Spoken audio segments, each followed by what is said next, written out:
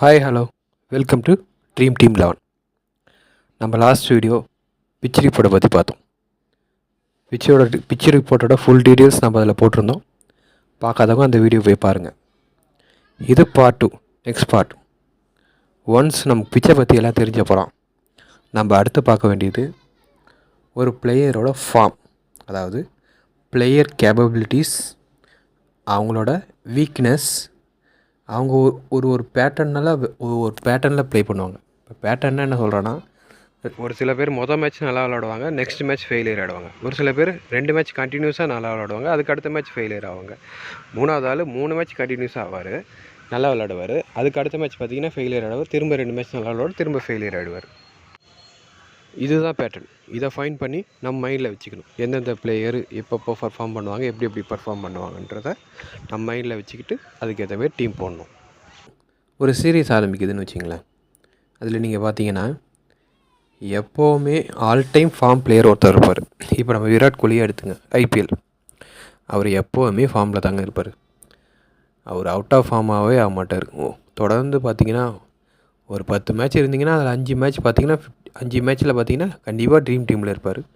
அதில் 1 or 2 match பார்த்தீங்கன்னா கேப்டனாகவோ wise கேப்டனாகவோ இருப்பார். அந்த அளவுக்கு ஒரு ஃபார்ம் உள்ள ஒரு பிளேயர்.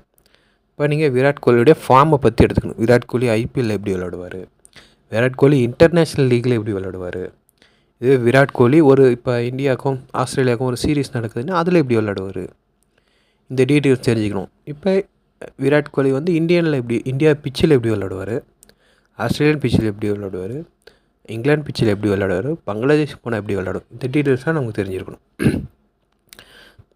நல்லா பாருங்கள். லாஸ்ட்டு ஒரு 10 இன்னிங்ஸில் பார்த்தீங்கன்னா ஒரு மேட்ச் 70 அடிச்சிருக்காரு, 50 அடிச்சிருக்காரு. 10 இன்னிங்ஸில் பார்த்தீங்கன்னா 1 2 3 4 5 மேட்சஸ் பார்த்தீங்கன்னா 50+ அடிச்சிருக்காரு. ஸோ 5 மேட்சஸும் ட்ரீம் டீமில் இருந்திருக்காரு. அதாவது 5 to 6 மேட்ச் ட்ரீம் டீமில் இருந்திருக்காரு. அதில் 1 or 2 மேட்ச் இப்போ 113 அடிச்சிருக்காரு, 83 அடிச்சிருக்காரப்ப 1 or 2 மேட்ச்சில் கேப்டனாகவும் வைஸ் கேப்டனாகவும் வந்திருக்காரு. இப்போ நீங்கள் ஒரு 10 மேட்ச் எடுத்திங்கன்னா அப்போ 10 மேட்ச்சில் 2 மேட்ச்சில் கேப்டனாகவும் வைஸ் கேப்டனாகவும் வந்துடுவார். கண்டிப்பாக 5 மேட்ச்சில் ட்ரீம் டீமில் வந்துடுவார். ஆனால் அவர் ஒரு பேட்டர்ன் ஃபாலோ பண்ணுவார். 2 மேட்சோ 3 மேட்சோ தொடர்ந்து அடிக்கிறாருன்னா 4வது மேட்ச் ஃப்ளாப் ஆவார். நம்ம ஃப்ளாப் ஆகிற அந்த மேட்ச்சை நம்ம வெயிட் பண்ணணும். இப்போ 2 மேட்ச் விளாட்றாரு, ஃப்ளாப் ஆகிட்டார். 3வது மேட்ச் நம்ம என்ன பண்ணணும், கணிச்சு ஓகே இந்த மேட்ச் நம்ம அவர் எடுக்க வேணாம், வேறு யாராவது எடுக்கலாம், அவர் இந்த மேட்ச் அவுட் ஆகிடுவார், சீக்கிரம் ட்ரீம் டீமில் வரமாட்டாருன்னு அந்த ரிஸ்க் எடுக்கணும். ஏன்னா 80 to 90% விராட் கோலியை டீமில் எடுப்பாங்க. அப்படி நம்ம அந்த ஒரு பிளேயரை மிஸ் பண்ணுறதுனால நம்மளோட டீம் எங்கேயோ போய் நிற்கும். இப்போ விராட் கோலி நல்லா பர்ஃபார்ம் பண்ணுற, ஒரு 90% பர்ஃபார்ம் பண்ணுற, எல்லோரும் எடுத்து வச்சுருக்க அந்த பிளேயரை நம்ம மிஸ் பண்ண போய் அன்றைக்கி அவர் பர்ஃபார்ம் பண்ணாமல் போனார்னா நம்மளோட ரிசல்ட் நல்லாயிருக்கும். அது நமக்கு நல்ல பெனிஃபிட்டாக தரும். அதுதான் இந்தமாரி விஷயங்களை நம்ம எப்போவுமே நோட் பண்ணிக்கிட்டே இருக்கணும். விராட் கோலி எப்படி விளையாடுவார் அப்படின்றது தெரியணும். ருத்ராஜ் கைவாட்டி பார்த்தீங்கன்னா கிட்டத்தட்ட சேம் பிளேயர் தான். ஐபிஎல்லில் பார்த்தீங்கன்னா இப்போ பார்த்தீங்கன்னா அதே தான். 10 மேட்ச்சில் 6 மேட்ச்லேருந்து 5லேருந்து 6 மேட்ச்சு கண்டிப்பாக ட்ரீம் டீம் வந்துடுவார்.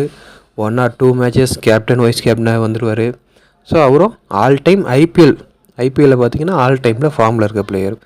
ரோஹித் சர்மா ஐபிஎல்லில் ஆல் டைம் ஃபார்மில் இருக்க பிளேயர் கிடையாது.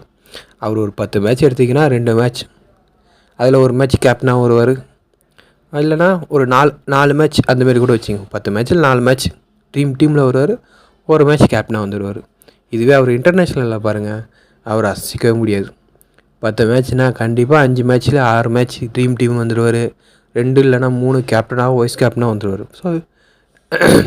ஸோ ரோஹித் சர்மாவுக்கு அந்தமாரி ஒரு ஃபார்மேட் ஃபாலோ ஆகுது. இதுவே நீங்கள் அப்படியே ஆப்போசிட்டாக மார்க்கஸ் ஸ்டோனிஸ் வாங்க. மார்க்கஸ் ஸ்டோனிஸ் பார்த்தீங்கன்னா அவர் அக்கேஷனலாக ஃபார்ம் ஆவார். அக்கேஷனல் ஃபார்ம்னா என்ன, ஒரு சீரீஸ் நடக்குதுன்னா ஒரு 2 மேட்ச் 3 மேட்ச் அந்தமாரி தான் அவர் ஃபார்முக்கு வருவார். நீங்கள் நல்லா பாருங்கள், ஸ்கோர் கார்டு பாருங்கள். 62 அடிச்சிருக்காரு, ஒரு விக்கெட் எடுத்திருக்காரு, அப்போ ட்ரீம் டீமில் வந்துடுவார். அடுத்த மேட்ச் பார்த்தீங்கன்னா ஒரே ஒரு விக்கெட் தான் எடுத்திருக்காரு. அதுக்கு அடுத்த மேட்ச் 124 ட்ரீம் டீம் கேப்டனு. அதுக்கப்புறம் பார்த்தீங்கன்னா ஒரே ஒரு விக்கெட் எடுத்திருக்காரு, 8 ரன் தான் அடிச்சிருக்காரு. அடுத்தும் இல்லை, அதுக்கடுத்தும் இல்லை, அதுக்கடுத்து ஒரு 58, அப்போ ட்ரீம் டீம் வந்திருக்காரு. அதுக்கடுத்து ஒரு 24 ரன்னு ப்ளஸ் ஒரு விக்கெட்டு, அப்பயும் ட்ரீம் டீம் வந்திருக்காரு. அடுத்த 2 மேட்ச்லையும் இல்லை. அப்போ ஒரு 10 மேட்ச் எடுத்திங்கன்னா அவருக்கு பவுலிங் கொடுத்தா ஆஃப் த மேட்ச் வருவார். அது எல்லா பிச்சிலையும் பவுலிங் கொடுக்கல. நீங்கள் பாருங்கள், லக்னோ பிச்சில் தான் பவுலிங் நிறையா கொடுத்துருக்காங்க. அது இல்லாமல் லோ பவுன்ஸு இல்லை வேரியேஷன் கிரவுண்டு பெருசாக இருக்குது, வேரியேஷன் கொடுத்தா விக்கெட் விழும் அப்படின்ற மாரி பிச்சில் அவருக்கு பவுலிங் கொடுப்பாங்க. அதேமாரி பிச்சர்ஸ்லாம் பார்த்தீங்கன்னா அவர் ஆல்ரவுண்டராக கன்சிடர் பண்ணலாம். மற்றபடி பார்த்திங்கன்னா ஃப்ளாட் ட்ராக்லாம் அவருக்கு பவுலிங்கே கொடுக்க மாட்டாங்க. அதேமாரி டியூ இருந்துச்சுன்னா மார்க்கஸ் ஸ்டோனிஸ் நல்லா விளையாடுவார். நல்லா ஒவ்வொன்றும் ஒவ்வொரு பேட்டர்னில் ஃபாலோ ஆகுது. மார்க்கஸ் ஸ்டோனிஸ் ஒரு சீரீஸில் பார்த்தீங்கன்னா அட்லீஸ்ட் ஒரு 3 மேட்ச்சு பர்ஃபார்ம் பண்ணுவார். பர்ஃபார்ம் பண்ணோன்னா கேப்டன் லெவலுக்கு பர்ஃபார்ம் பண்ணுவார், இல்லைன்னா சும்மாவே இருப்பார். அவர் எதுக்கு டீமில் எடுத்தனே தெரியாமல் இருக்கும். இப்போ எப்படின்னா இப்போ நீங்கள் இனிஷியலாக பார்த்தீங்கன்னா மார்க்கஸ் ஸ்டோனிஸை யாரும் கேப்டனாகவும் போட மாட்டாங்க. பிளேயர்ஸு வந்து ஆல்ரவுண்டர் இருக்கனால பிளேயர்ஸ் அதிகமாக எடுத்துருப்பாங்க, ஆனால் பெரிய லெவலில் கேப்டனாக போட மாட்டாங்க. ஒரு 4 மேட்ச் 5 மேட்ச் போன அப்புறம் பார்த்தீங்கன்னா திடீர்னு பார்த்தீங்கன்னா பவுலிங் போட்டு ஒரு 2 விக்கெட் எடுத்துகிட்டு வருவார். ஸ்கோர்ஸ் பார்த்தீங்கன்னா ஒரு 40 ரன் 50 ரன் எடுத்து கேப்டன் ஆகிடுவார். அப்போ அந்த சான்ஸுக்காக நீங்கள் வெயிட் பண்ணணும். அப்போ பார்த்தீங்கன்னா ஒரு 3% 4% தான் அவர் கேப்டனாக போட்டிருப்பாங்க. அப்போ அந்த டைமில் நம்ம கரெக்டாக எடுத்து இவரை கேப்டனாக பிக் பண்ணி போடணும். இப்போ இந்த பேட்டர்ன் நமக்கு தெரியணும். இப்போ லக்னோ பிச்சு ரிப்போர்ட்டில் சொல்கிறாங்க இன்றைக்கி பிச்சு ஸ்லோவாக இருக்கும், பிச்சு கொஞ்சம் பெரிய பிச்சு, வேரியேஷன் கொடுக்குற பவுலர்ஸ் விக்கெட் எடுப்பாங்கன்னா அப்போ அந்த டைமில் கரெக்டாக அவருக்கு நீங்கள் நல்லா யோசிச்சு பார்த்தீங்கன்னா இந்தமாரி சொல்கிற டைமில் எல்லா டைமிலும் ஸ்டோனிஸ் வந்து பவுலிங் போட்டிருக்காரு. அப்போ நம்ம யோசிக்கணும், ஓகே பவுலிங் போடுவார், 30 to 40 ரன்ஸ் அடிப்பார், நம்ம கணிச்சு அந்த டைமில் அவர் கேப்டனாக போட்டு நம்ம டீம் மேக் பண்ணணும். இது எப்போவுமே நம்ம நோட் பண்ணிக்கிட்டே இருக்கணும். அந்த பேட்டர்னை நம்ம ஃபாலோ பண்ணிக்கிட்டே இருக்கணும். அவர்னா அக்கேஷனல் ஃபார்ம் உள்ள பிளேயர். சூரியகுமார் யாதவ்லாம் T20ல் அவர் வேறு லெவல் பர்ஃபார்மன்ஸ் இருக்கும். அவருக்கும் பார்த்தீங்கன்னா பேட்டர்ன் அதே தான் ஃபாலோ ஆகும். பேட்டர்ன் என்ன, 10 மேட்ச்சில் பார்த்தீங்கன்னா 6 மேட்ச். அதுவும் அவர் எப்படின்னா ஒரு மேட்ச் அடித்தார்னா வேறு லெவலில் அடிப்பார். செஞ்சுரி, 40 பாலுக்கு செஞ்சுரி, 50 பாலுக்கு செஞ்சுரின்னு அடிப்பார். கேப்டன் ஆகிடுவார், ஈஸியாக கேப்டன் ஆகிடுவார். அடுத்த மேட்ச் பார்த்தீங்கன்னா டக் அவுட் ஆவார், இல்லைனா பார்த்தீங்கன்னா 40 ரன் 50 ரன் அடிப்பார். அதுக்கு அடுத்த மேட்ச்சு டக் அவுட் ஆவார். இது ஒரு பேட்டர்னாகவே ஃபாலோ ஆகிட்டுருக்கு. நீங்கள் போன IPL பார்த்தாலும் சரி, அதுக்கு முந்தின IPL பார்த்தாலும் சரி, 2 மேட்ச் விளாட்னா 3ஆம் மேட்ச் டக் அவுட் ஆவார். இதில் இன்னொரு விஷயம் இருக்குது, வாங்கடே ஸ்டேடியத்தில் அவருக்கு நல்ல பர்ஃபார்மன்ஸ் இருக்குது. வாங்கடே ஸ்டேடியத்தில் கண்டிப்பாக அவர் செஞ்சுரி அடிப்பார். இப்போ வேறு எங்கேயாவது வெளியில் 2 பிச்சில் விளாண்டுட்டு வந்து திரும்ப 2 பிச்சிலையும் அவுட் ஆகிட்டார், திரும்ப வாங்கடே வராதுன்னா அதில் ஒரு நல்ல ஸ்கோர் கிடைக்கும். சூரியகுமார்கிட்ட அந்தமாரி ஒரு ப்ராக்டிஸ் இருக்குது, அவரோட ஃபார்ம் அந்தமாரி. அடுத்தது நீங்கள் பார்த்தீங்கன்னா வெங்கடேஷ் ஐயரும் கிட்டத்தட்ட அக்கேஷனல் ஃபார்ம் தான், ஸ்டோனிஸ் சொன்ன மாரி தான், எப்போயாவது திடீர்னு அடிப்பார். இப்போ நம்ம IPLல இம்பேக்ட் பிளேயர் ரூல்ஸ் இருக்கிறதுனால யாருமே அதிகமாக ஆல்ரவுண்டர்ஸ் யூஸ் பண்ணுறதில்ல. இதுவே இப்போ சப்போஸ் இம்பேக்ட் பிளேயர் ரூல்ஸ்னால் வெங்கடேஷ் ஐயர்லாம் கண்டிப்பாக ஆல்ரவுண்டர், அவரை கண்டிப்பாக யூஸ் பண்ணியிருப்பாங்க. இதில் கூட பார்த்தீங்கன்னா விசாகப்பட்டினம் பிச்சில் அவர் ஒரு ஓவர்லாம் போட்டுருந்துருக்காரு. இப்போ அவரும் பார்த்தீங்கன்னா அக்கேஷனல் ஃபார்ம் பிளேயர்ஸ் தான். போன மேட்ச் ஒரு 70 அடித்தார். அப்புறம் இப்போ ஒரு 10 மேட்ச்சில் பார்த்தீங்கன்னா ஒரு 4 வாட்டி ட்ரீம் டீமில் வருவார். அதில் ஒரு வாட்டி கேப்டனாகவும் வைஸ் கேப்டனாக வருவார். அவ்வளோதான் அவரோட ஃபார்மு. இப்போ வெங்கடேஷ் ஐயர் இதை நோட் பண்ணி வச்சுக்கணும். அதேமாரி ஜஸ்பிரித் பும்ராலாம் பார்த்தீங்கன்னா அவரும் ஆல் டைம் ஃபார்ம் பிளேயர் தான். 10 மேட்ச்சில் 5 மேட்ச் கண்டிப்பாக டீமில் வருவார். 2 அல்லது 3 மேட்ச்சில் கேப்டனாகவும் வைஸ் கேப்டனாகவும் வந்துடுவார். பாருங்கள், 3 விக்கெட் எடுத்திருக்காரு, அப்புறம் ஒரு 3 விக்கெட்டு, அதுக்கப்புறம் ஒரு 5 விக்கெட்டு, அப்புறம் விக்கெட்லெஸ். ஸோ ஒரு 3 வாட்டி பார்த்தீங்கன்னா கிட்டத்தட்ட கேப்டன் ஆர் வைஸ் கேப்டன் சாய்ஸில் கண்டிப்பாக இருந்திருப்பார்.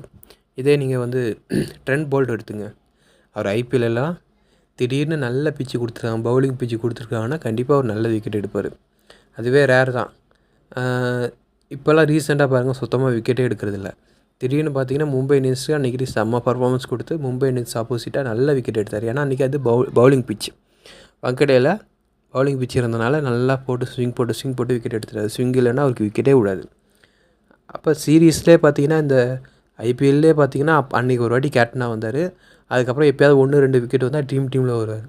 மொத்தமாக பார்த்தா சீரீஸ்லேயே இந்த 40 ஒரு டீம் 14 மேட்ச் விளையாடுதுன்னா அதில் அவர் ஒரு வாட்டி கேப்டனாக வருவார், அவ்வளோதான். மற்ற வாட்டிலாம் சும்மா 1 விக்கெட் 2 விக்கெட்னு ஒரு 2 or 3 டைம்ஸு டீமில் வர, மற்றபடி வரவே மாட்டார். அவரை நீங்கள் கன்சிடர் பண்ணவே தேவையில்ல. இப்போ நீங்கள் அவரை கன்சிடர் பண்ணணுன்னா அந்த ஒன் டைம் அவர் எப்போ டீம் கேப்டனாக வருவாரோ அதுக்காக வெயிட் பண்ணி பிச்சையும் அவருக்கும் சாதகமாக வரும்போது அது ஆப்போனண்ட்டும் பார்க்கணும். ஆப்போனண்ட்டும் ஸ்பின் பவுலர் பேஸ் பவுலருக்கு செட் ஆவாங்களா, ஃபாரின் பிளேயர்ஸ் இல்லாமல் இந்தியன் பிளேயர்ஸ் அதிகமாக இருக்காங்களா, அவங்களுக்கு செட்டே ஆகாது. ஸ்பின் பவுலர்ஸும் நல்லா மும்பை இந்தியன்ஸ் பார்த்திங்கன்னா எல்லாமே இந்தியன் பிளேயர்ஸ், அவங்களுக்கு ஃபேஸை வந்து அவங்களால எதிர்கொள்ளவே முடியல. அதனால தான் இன்றைக்கி ட்ரெண்ட் போல்ட்டை நல்லா ஸ்பின் பிச்சில் நல்லா மாட்டிக்கிட்டாங்க. இதுவே ஃபாரினர்ஸ் இருக்காங்க, டாப்பில் இருக்காங்கன்னா அவங்க ஓரளவு மேனேஜ் பண்ணி விளாண்டுருவாங்க. இதை நம்ம நோட் பண்ணிக்கணும். அதேமாரி ஒரு சில பவுலர்ஸ்லாம் பார்த்தீங்கன்னா லெஃப்ட் ஹேண்டர்ஸ் நல்லா போடுவாங்க. நீங்கள் இஷாந்த் சர்மா, புவனேஸ்வர் குமார்லாம் பார்த்தீங்கன்னா லெஃப்ட் ஹேண்டருக்கு அவங்களோட பவுலிங் சூப்பராக இருக்கும்.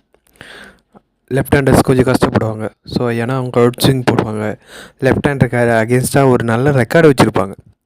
அதெல்லாம் நீங்கள் நோட் பண்ணி வச்சுக்கணும். ஒவ்வொரு சின்ன டீட்டெயில்ஸும் நம்ம நோட் பண்ணி வச்சுருக்கணும். ஒவ்வொரு பிளேயர்ஸோட ப்ளஸ்ஸு மைனஸு. இப்போ நம்ம முன்னாடியே சொன்ன மாதிரி தான், சாய் சுதர்ஷன்லாம் ஒரு ஸ்பின்னர்ஸை நல்லா ப்ளே பண்ணுவார். அதே நீங்கள் பார்த்தீங்கன்னா தூபேயும் நல்லா ப்ளே பண்ணுவார். ரஹானேக்கு ஸ்பின்னு வராது, எம்எஸ் தோனிக்கு ஸ்பின்னு வராது.